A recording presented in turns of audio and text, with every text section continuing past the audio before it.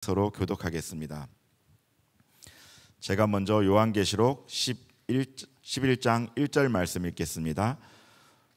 또 내게 지팡이 같은 갈대를 주며 말하기를 일어나서 하나님의 성전과 제단과 그 안에서 경배하는 자들을 측량하되 성전 바깥 마당은 측량하지 말고 그냥 두라. 이것은 이방인들에게 주었은즉 그들이 거룩한 성을 42달 동안 짓밟으리라.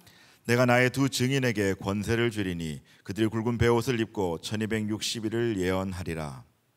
그들은 이 땅의 주 앞에 서 있는 두 감람나무와 두 촛대니 만일 누구든지 그들을 해하고자 하면 그들의 입에서 불이 나와서 그들의 원수를 삼켜버릴 것이요 누구든지 그들을 해하고자 하면 반드시 그와 같이 죽임을 당하리라.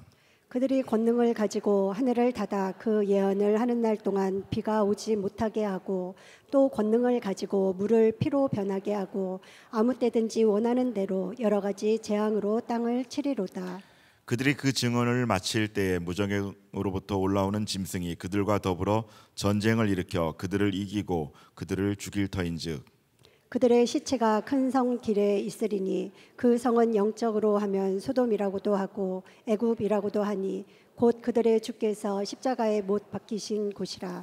백성들과 족속과 방언과 나라 중에서 사람들이 그 시체를 사흘 반 동안을 보며 무덤에 장사하지 못하게 하리로다. 이 두 선지자가 땅에 사는 자들을 괴롭게 한 고로 땅에 사는 자들이 그들의 죽음을 즐거워하고 기뻐하여 서로 예물을 보내리라 하더라. 3일 반 후에 하나님께로부터 생기가 그들 속에 들어가매 그들이 발로 일어서니 구경하는 자들이 크게 두려워하더라. 하늘로부터 큰 음성이 있어 이리로 올라오라 함을 그들이 듣고 구름을 타고 하늘로 올라가니 그들의 원수들도 구경하더라. 함께 읽습니다. 그때 큰 지진이 나서 성 10분의 1이 무너지고 지진에 죽은 사람이 7천이라. 그 남은 자들이 두려워하여 영광을 하늘의 하나님께 돌리려다. 아멘. 교회여 일어나라라는 제목을 가지고 말씀을 나누려고 합니다. 이 본문이 들어있는 11장은 요한계시록 중에서도 굉장히 난해한 장에 속한 말씀이죠. 굉장히 뜻들이 여러 가지로 해석될 수도 있고 또 거기에 등장하는 여러 가지 상황들도 그렇게 쉽게 해석되어지기 어렵습니다. 함축적인 내용들도 들어있고요. 또 두 증인의 그 상징을 통하여서 예수 그리스도의 고난과 또 죽음 그리고 부활 또 그것을 따라가는 사람들의 어떤 모습도 그런 환상도 포함되어져 있습니다. 순서상으로 보면은 우리가 잘 아는 바와 같이 이 요한계시록 11장은 6번째 나팔과 7번째 나팔 사이에 있는 삽경에 해당합니다. 앞선 그 10장은 지난주에 이제 말씀을 나눴을 텐데요. 작은 책을 먹고 또 그것에 대한 또 의미가 어떤 것인지에 대한 이야기를 나눴고요.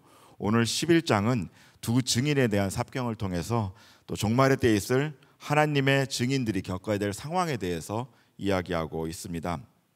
그리고 이제 11장 말미에 오게 되면 드디어 7번째 나팔이 불려지면서 그 11장이 마쳐지게 되죠.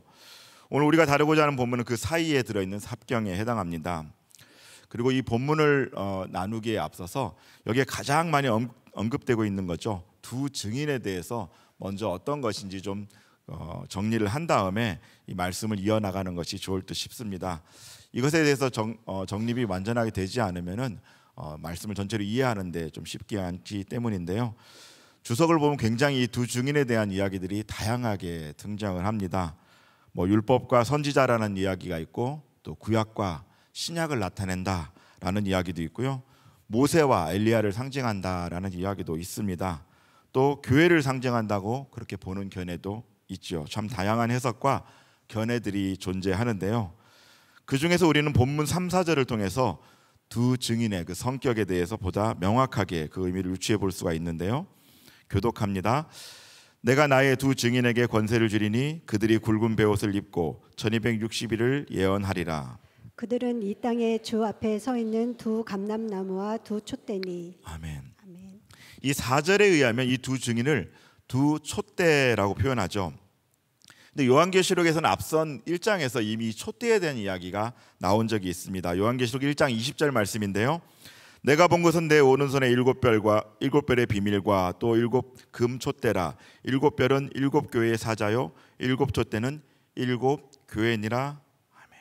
그러니까 이 촛대는 교회를 상징한다라고 말씀드릴 수 있습니다.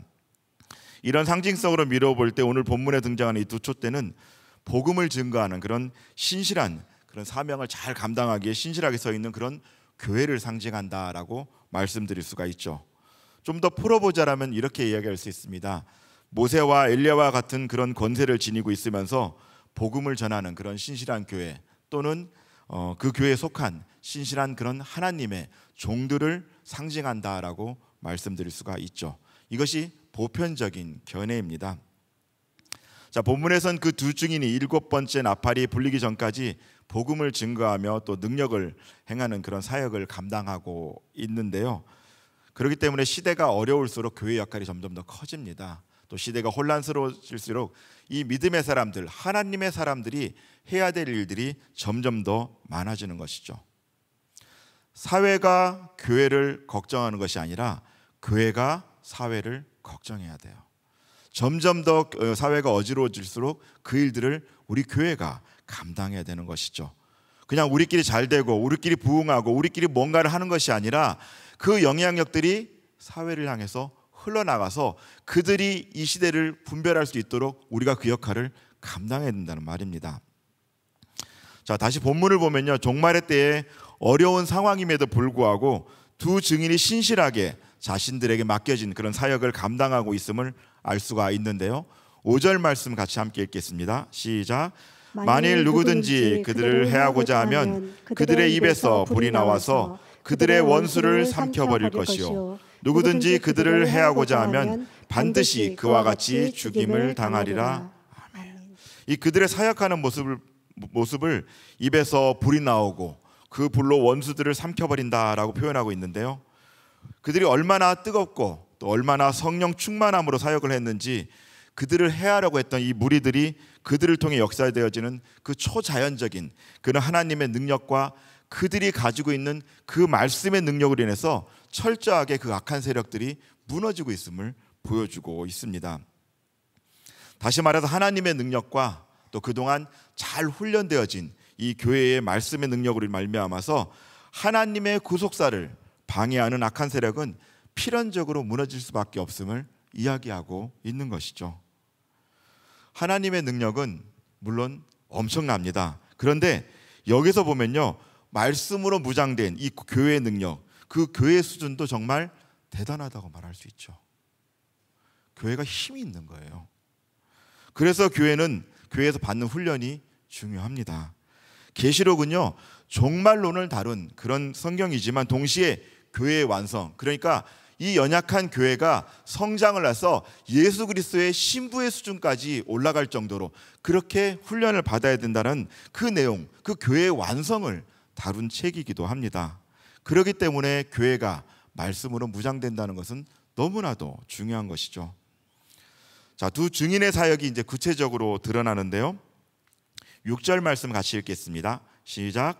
그들이 권능을 가지고 하늘을 닫아 그 예언하는 날 동안 비가 오지 못하게 하고 또 권능을 가지고 물을 피로 변하게 하고 아무 때든지 원하는 대로 여러 가지 재앙으로 땅을 치리로다. 아멘. 6절에서는 세 가지 부분의 능력이 드러나고 있는데요. 가장 먼저 두 증인은 비가 내리지 못하게 하는 이 권세를 보여주고 있습니다. 엘리야의 사역이 연상이 되죠. 열왕기상에서 엘리야의 선포로 인해서 비가 내리지 않았던 것처럼 두 증인이 그런 환란기에는 그런 힘을 가지고 그 비가 오지 못하게 할 정도로 그런 능력을 가지고 사역한다라고 하는 것을 보여주고 있고요. 두 번째는 물을 변하여 피가 되게 하는 건데 모세의 사역을 우리가 연상케 하죠. 그러니까 이들이 사역할 때에 그냥 말씀만 하는 정도가 아니라 그의 말씀을 통해서 엘리야와 모세와 같은 그런 힘 있는 사역을 감당하고 있다라고 이 성경에서는 말씀하고 있습니다. 당신의 뜻에 합당하게 따르는 이 신실한 교회와 그 하나님의 종들에 의해서 이렇게 능력 사역들이 행해지는 것이죠. 자, 그리고 하나님의 교회에서는 하나님의 교회에다 왜 이런 능력들을 주셨냐면요, 하나님의 일을 감당하기 위해서 이런 것들을 주신 겁니다. 그냥 내가 어떤 능력이 있으면 그것을 드러내는 것이 아니라 그걸로 통해서 하나님의 일을 감당하라고 준 것이죠. 또 그렇기 때문에 우리가 세상의 그런 악이나 아니면 세상의 그런 악한 것에 맞서서 우리가 담대하게 싸워야 되는 것이죠. 담대하게 복음을 선포해야 되는 겁니다. 그냥 시지부지하게 물러서고 적당한 때에 둘은 물러나고 주저주저 하는 것이 아니라 전전 그런 어떤 세상의 어떤 그런 악에 대해서 전전긍긍하는 것이 아니라 하나님의 능력, 그 말씀의 능력을 드러내면서 살아가라고 그 능력을 주신 것입니다. 그리고 마지막으로는요, 아무 때든지 원하는 대로 여러 가지 재앙으로 땅을 칠 수 있는 그런 권세를 주시게 되는 걸 보게 되는데요, 이런 모든 것을 종합해 볼 때 하나님께서 이 복음을 전파하기 위해 교회에 부여하신 권세가 얼마나 큰지를 다시 한번 명확하게 보여주는 대목이라고 할 수가 있습니다. 그렇기 때문에 아까 말씀드린 것처럼 교회는 시대가 어려울수록, 시대가 혼란스러울수록 더욱더 복음을 들고 세상을 향해서 하나님 나라를 확장하기 위해서 힘을 다해야 하는 것입니다. 자, 이제 신실하게 하나님의 사명을 따라서 사역하던 이 두 증인의 사역이 하나님께서 정해진 때가 이르자 그들의 사역이 마치게 되는 것을 보게 되는데요, 7절 말씀입니다. 그들이 그 증언을 마칠 때에 무적행으로부터 올라오는 짐승이 그들과 더불어 전쟁을 일으켜 그들을 이기고 그들을 죽일 터인즉. 아멘. 이 7절을 보면 증언을 마칠 때 무적행에서 짐승이 올라왔다라고 되어 있는데요, 이것은 이제 무적행에서 짐승이 올라와서 그걸 방해함으로 이들이 이제 그 복음을 전하는 사명이 멈춰졌다는 것을 뜻하는 것이 아니라 이들이 하나님의 뜻에 의해서 그 사명을 다 감당하니까 무적행에서 올라왔다는 얘기입니다. 전혀 다른 얘기예요. 하나님의 사역이 이 짐승들에 의해서 멈춰진 게 아니라 이미 사역이 다 끝났다라는 것을 의미하는 것이죠. 그러니까 그 사명이 끝나게 되자 하나님께서 계획하신 구속사가 우리를 통해 다 이루어지게 되니까 이제 그 다음 단계로 진행이 되고 있는 것을 보게 됩니다. 예수께서도 이런 종말의 때에 대해서 이렇게 말씀하셨어요. 하나님의 복음이 교회와 또 증인들에 의해서 모든 곳에 다 전해지게 되면은 종말의 때가 온다라고 얘기를 하거든요. 마태복음 24장 14절 말씀인데요, 이 천국 복음이 모든 민족에게 증언되기 위하여 온 세상에 전파되리니 그제야 끝이 오리라. 아멘. 예전에 제가 한 15년 전쯤인가요? 그때 이제 어떤 통계를 좀 본 적이 있는데 복음이 모든 열방, 모든 민족, 모든 나라에게 거의 다 전해졌다라고 이야기를 합니다. 그때 당시에 뭐 이게 정확한 수치가 아닐 수도 있는데 그때 당시에 한 95% 정도에게 복음이 전해졌다고 얘기를 해요. 한 이제 5% 정도 남았다라고 이야기를 했습니다. 그런데 오늘 말씀대로 한다면 이 복음이 다 전해지게 되면 어떻게 돼요? 종말의 때가 온다라는 거예요. 누구에게나 하나님께서는 기회를 주십니다. 기회를 받고 안 받고의 문제죠. 하나님께서 모든 사람을 다 구원시키는 것이 아니에요. 그 복음을 받아들인 사람을 구원시키는 거죠. 그렇게 하나님의 교회와 신실한 하나님의 종들은 그들의 사명인 복음 증거의 사명을 다 완수할 때까지 결코 사멸되지가 않죠. 구속사를 감당하는 사람은 혹시라도 바꿔질지라도 구속사의 사명 자체가 없어지지는 않습니다. 내가 안 하면요, 다른 사람을 통해서 이렇게 진행을 해요. 내가 안 하면 다른 교회, 다른 그 공동체를 통해서 이것이 진행이 됩니다. 반드시 하나님께서는 그렇게 해서 구속사의 사명을 이루어 가십니다. 그렇게 모든 사명이 이루어지게 되면 그것이 그 자체가 이미 종말의 때가 가까워진 것을 의미하고요, 하나님의 심판의 때가 매우 가까이 있음을 뜻하는 것이죠. 그렇게 이제 두 증인의 증언이 맞춰지자 그들의 사명이 이제 온전히 완수된 것으로 보고 무적행에서 이제 짐승이 올라오게 된 것입니다. 자, 이제 이어지는 8절 9절을 보면요, 두 증인의 시체가 이제 길바닥에 이렇게 버려진다라는 것을 예언하고 있는데요, 이 짐승을 데리오니라는 그런 헬라어를 씁니다. 그리고 어린 양으로 불리는 이 아르니온과 좀 대조적인 존재를 얘기를 하는데요, 굉장히 미혹하는 그런 영들이 계속해서 교회 주변에 또 교회 내에서도 일어나게 되죠. 그래서 계속해서 이 하나님의 증인들, 하나님의 사람들을 미혹하고 이렇게 핍박을 가하는 일들을 계속하게 하게 되는데요, 이때 이제 그 교인들이 그리고 신실한 하나님의 백성들이 순교를 많이 당하게 되고 또 실제로 고난에 많이 처하게 됩니다. 8절 9절 말씀 교독합니다. 그들의 시체가 큰 성 큰 성 길에 있으리니 그 성은 영적으로 하면 소돔이라고도 하고 애굽이라고도 하니 곧 그들을 주께서 십자가에 못 박히신 곳이라. 백성들과 족속과 방언과 나라 중에서 사람들이 그 시체를 사흘 반 동안을 보며 무덤에 장사하지 못하게 하리로다. 아멘. 아멘. 자, 여기서 한 가지 좀 살펴봐야 되는 것이 있는데요. 제가 시체에다 이렇게 색을 좀 칠해놨는데 이 두 증인이라고 하면 벌써 복수인데 다 단수로 이렇게 써놨거든요. 이거 왜 그렇게 해놨냐면요, 이때에 일할 이 두 증인이라는 교회가 자체가 어떤 특정한 한 교회를 이야기하는 것이 아닙니다. 어떤 특정한 사람들을 이야기하는 것이 아니에요. 하나님을 신실하게 따르는 모든 교회를 다 포함하는 것이고요, 하나님의 명령에 의해서 신실하게 복음을 전하는 모든 자들을 다 포함하고 있습니다. 그러니까 그것을 하나라고 본 거예요. 그래서 시체라는 그런 단수를 쓴 것이죠. 하나님의 비밀을 간직함으로 신실하게 복음을 전하는 교회, 또 그리고 복음을 전하기 위해 훈련된 교회, 하나님의 성령이 역사하는 이 교회, 이 모든 이 하나님의 교회들을 하나로 보기 때문에 단수로 표기하고 있는 것입니다. 그러니까 모든 교회가 이렇게 한 성령, 한 복음을 전하기 위해서 훈련되어져야 된다라고 말씀하고 있는 것이죠.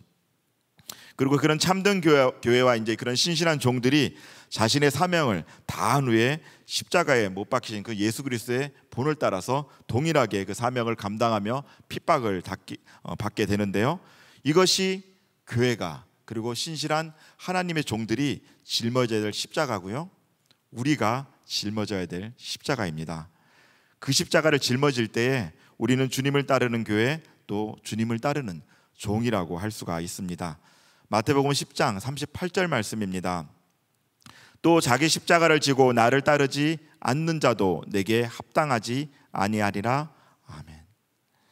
십자가 없이는 영광도 없습니다. 우리가 예수 그리스도의 제자라면, 교회가 예수 그리스도를 머리로 삼고 있다면, 복음을 전하기 위해 자신을 내어주신 주님의 뜻을 따라 복음을 전하는 일에 신실함으로, 그 십자가를 짐으로 전심을 다해 감당해야 합니다. 이제 두 증인의 죽음으로 인해서 마치 자신들이 승리한 것인 양 즐거워하고 기뻐하는 악한 세력들의 이제 모습이 그려지는데요, 10절 말씀입니다.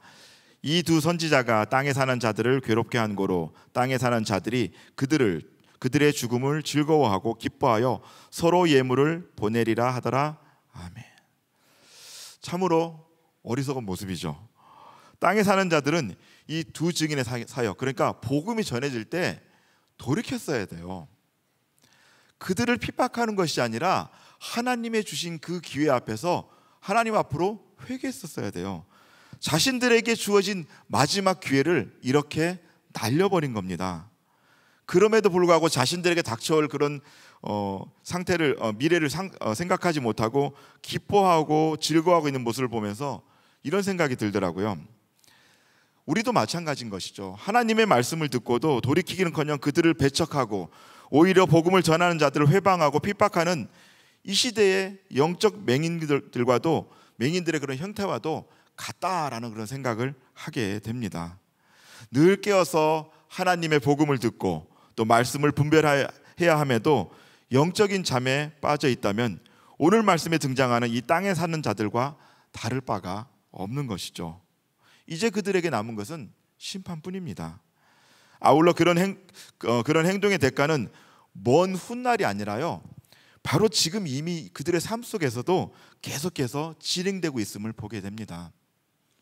마지막 심판은 정말 최종적으로 예수 그리스도 재림하셨을 때 오지만, 이미 그들이 하나님 앞으로 돌아서지 못하고 하나님 말씀을 분별하지 못하는 지금 이 순간 그들은 심판대에 놓여 있는 거예요. 왜냐하면 계속해서 어떻게 해요?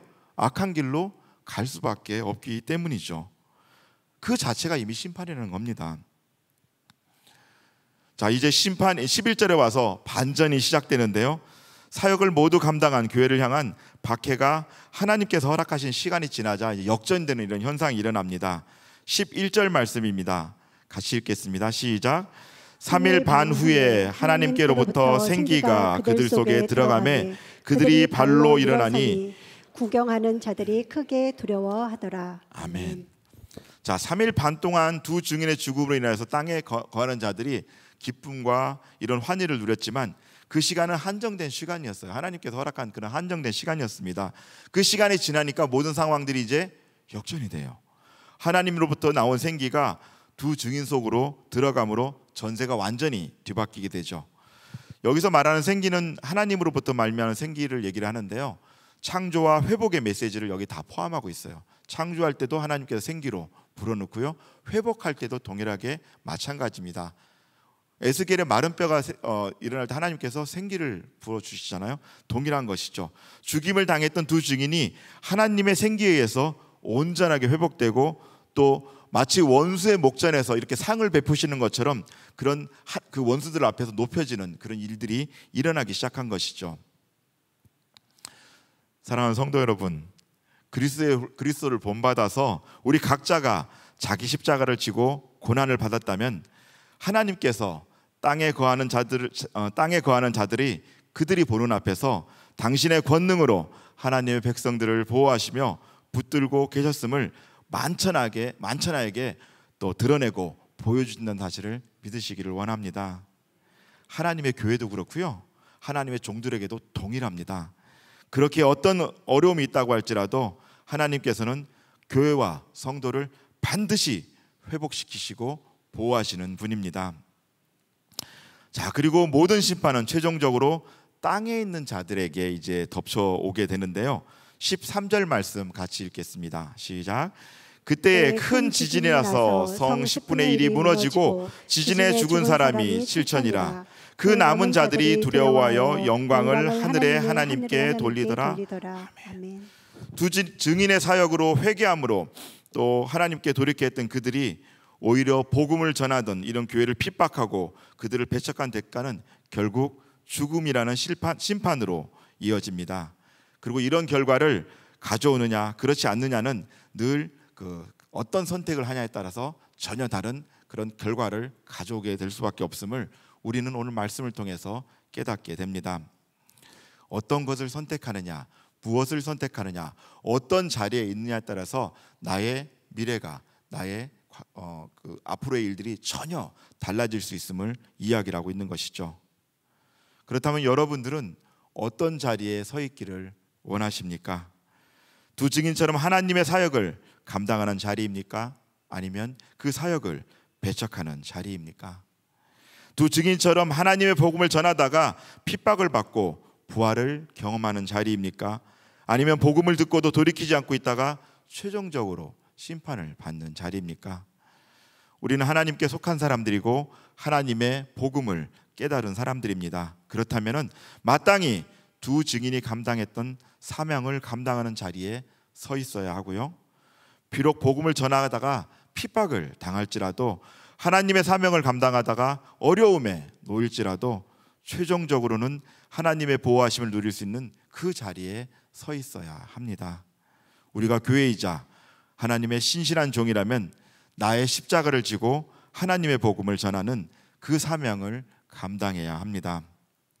우리가 살아가는 시대가 어두울수록 하나님의 진리보다도 세상의 잣대가 우리의 삶의 자리에 점점 더 파고들수록, 그리고 세상의 가치가 이제 교회로까지 침투해 들어오면 들어올수록 더욱더 말씀으로 무장하고 구별됨으로 두 증인의 그런 사역을, 그런 역할을 감당해야 합니다. 주님께 대해서는 정결한 신부로서, 그리고 세상에 대해서는 무장된 군인으로서 준비되어야 합니다. 그렇게 준비되어지고 있습니까? 아무도 준비되어지고 있지 않습니까? 그렇게 준비되어져야 됩니다. 그리고 그 준비되는 것이요, 가까이는 나의 가정에서부터 준비되어져야 되고요, 또 직장에도 내가 지고 갈 십자가가 있습니다.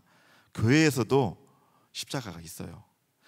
적을 지고 가는 게 아니라요, 교회 내에서도 사명을 감당하다 보면 내가 지고 가야 될 십자가가 있죠. 나의 삶의 모든 현장마다 내가 지고 가야 될 십자가가 있습니다.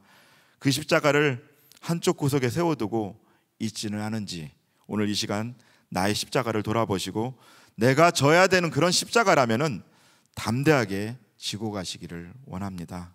십자가 없이는 영광도 없습니다. 말씀을 정리하려고 합니다. 지금 내 앞에는 어떤 십자가가 놓여져 있습니까? 이제 명절도 다가오고요. 점점 십자가가 오고 있죠. 명절이 되면 이상하게 십자가가 많아지는 것 같더라고요. 십자가들이 점점 다가오고 있고요. 또 내 앞에 지금 당면한 십자가들이 있습니다. 지금의 나의 상황이 그 십자가를 짐으로 인해서 힘들어 잠시 주저앉아 있는 그런 상태라면 다시금 그리스도를 의지함으로 일어나야 합니다. 내가 일어나야 되고요, 셀이 함께 일어나야 되고, 우리가 일어나야 되고, 교회가 일어나야 합니다. 환난 가운데 있을지라도 하나님께서는 끝까지 신실한 당신의 백성을 지키고 보호하고 계심을 믿고 일어나야 합니다. 오늘 말씀 1절 2절 말씀 함께 교독합니다. 또 내게 지팡이 같은 갈대를 주며 말하기를 일어나서 하나님의 성전과 제단과 그 안에서 경배하는 자들을 측량하되 성전 바깥 마당은 측량하지 말고 그냥 두라. 이것은 이방인에게 주었은즉 그들이 거룩한 성을 42달 동안 짓밟으리라. 아멘. 요한이 2절에 이 언급한 이 거룩한 성은 교회를 상징합니다. 종말의 때에는 이방인들에 의해서 교회가 큰 핍박을 받을 것이라는 점을 분명하게 말하고 있습니다.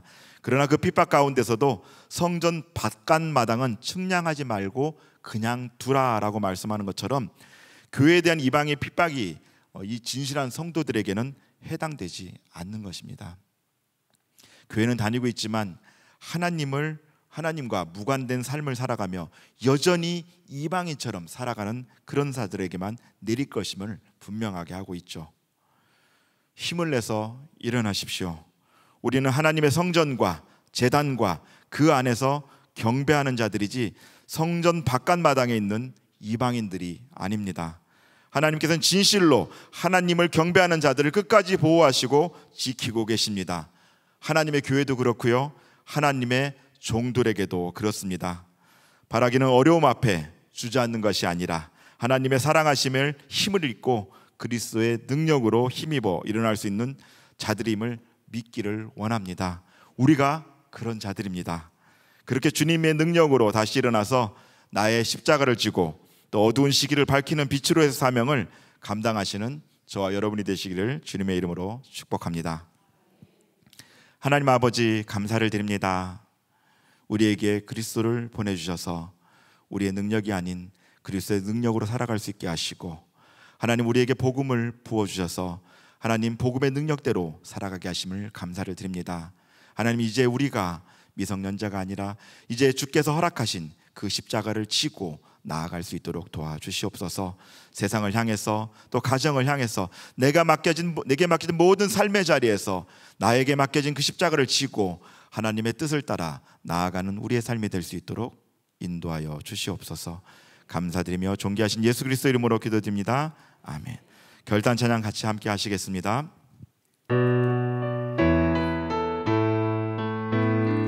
교회여 일어나라, 주께서 부르시니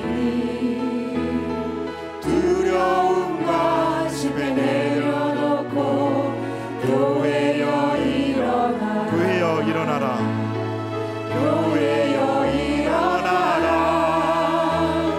주께서 보내시니 우릴 부르신 삶의 자리에서 교회여 일어나라. 우린 세상의 빛입니다. 우린 세상의 빛, 하나님의 편지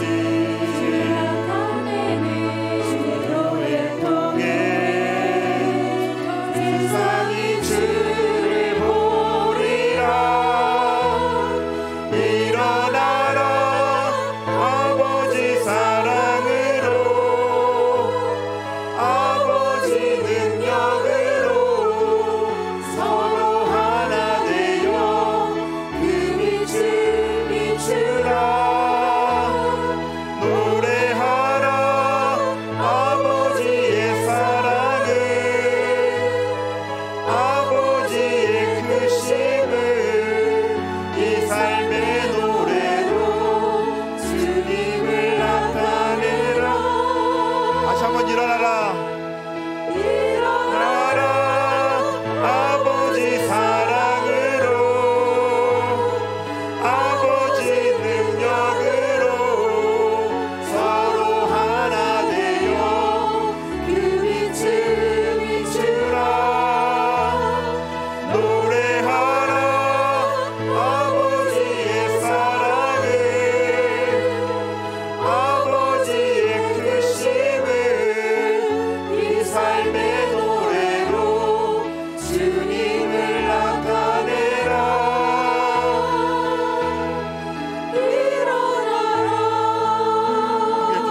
원합니다.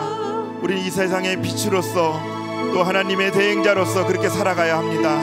이제 더 이상 모든 악한 세력 앞에서 전전긍긍하는 것이 아니라 그리스도의 능력으로 하나님의 사랑으로 일어나서 그들에게 복음을 전하며 그들에게 하나님을 전하며 살아가는 존재들입니다.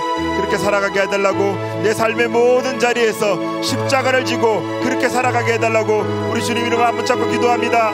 주여, 하나님 아버지, 우리를 도와주시옵소서. 아버지 하나님, 우리는 하나님의 자녀로서 또 하나님의 복음을 깨달은 자로서 그렇게 복음을 전하며 살아가는 존재들입니다.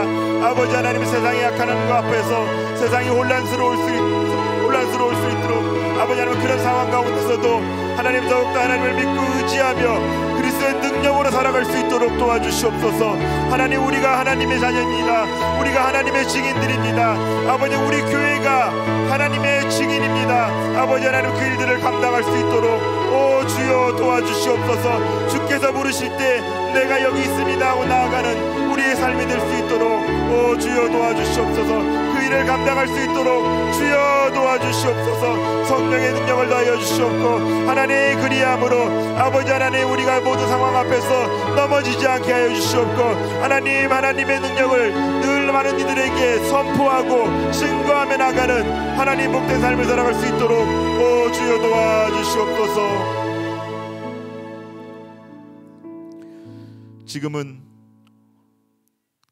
우리의 구원 사역을 이루기 위하여 십자가를 지신 예수 그리스도의 은혜와 우리를 자녀 삼으시고 창조와 회복을 통하여 만물을 소성시키시는 아버지 하나님의 무한하신 사랑과 고난 속에서도 위로하시고 인도하시는 성령님의 역사가 복음을 듣고 복음대로 살아가며 이제는 그 복음의 능력을 전함으로 나의 십자가를 지고 다시 한번 내게 맡겨진 삶의 영역에서 하나님의 나라를 견고히 세우고자 다짐하는 여기 모인 주의 백성들 머리 위에와 그들의 삶의 자리 위에, 그리고 모든 복음 전달자와 주의 종들 위에 지금으로부터 영원토록 함께 없시기를 간절히 축원하옵나이다.